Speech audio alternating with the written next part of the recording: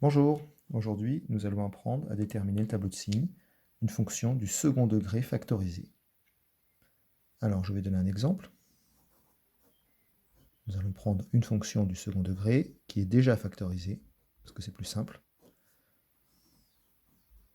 Moins x plus 1, facteur de 3x moins 7. Ce que nous allons faire, c'est que nous allons étudier chaque fonction affine séparément pour commencer, donc en cherchant, comme pour le tableau de signes des fonctions affines, les racines de chaque fonction. Je commence par la première, moins x plus 1 égale 0, et je trouve donc une racine égale à 1. Pour 3x moins 7, je fais la même chose, et je trouve une racine égale à 7 tiers. Maintenant, nous allons dresser le tableau de signes de la fonction.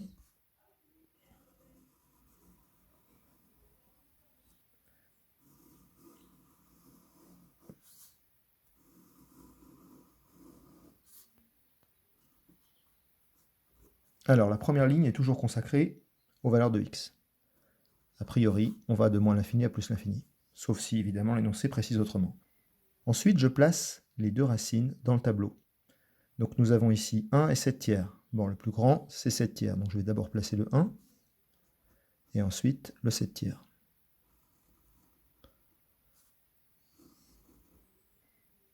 Ensuite, nous allons placer chacune des fonctions affines dans une ligne.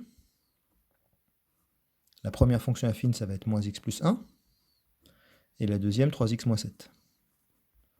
Notez que l'ordre n'a pas une grande importance. Alors, après, il faut bien faire attention. La racine de moins x plus 1, on l'a trouvée ici, c'est 1. Donc, je vais mettre 0 dans la ligne du moins x plus 1, en dessous du 1, sa racine. Pour la ligne de moins 3x plus 7, je vais aller à 7 tiers, puisque nous avons trouvé 7 tiers pour la racine de 3x moins 7. Donc, je vais mettre le 0 ici. Ensuite, nous appliquons les règles habituelles sur les fonctions affines.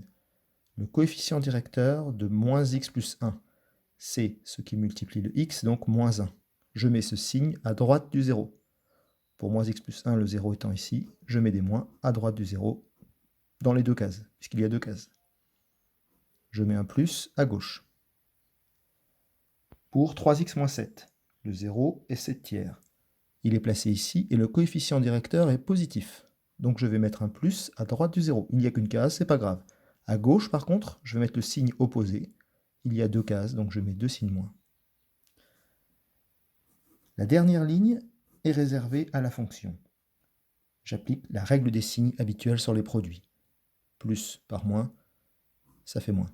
Moins par moins, ça fait plus. Plus par moins, ça fait moins. Pour les zéros, c'est pareil. C'est la règle du produit nul. Vous avez deux facteurs multipliés. F de x est le produit de ces deux facteurs. Si l'un des facteurs est nul, eh bien le produit sera nul. Donc nous avons deux zéros ici.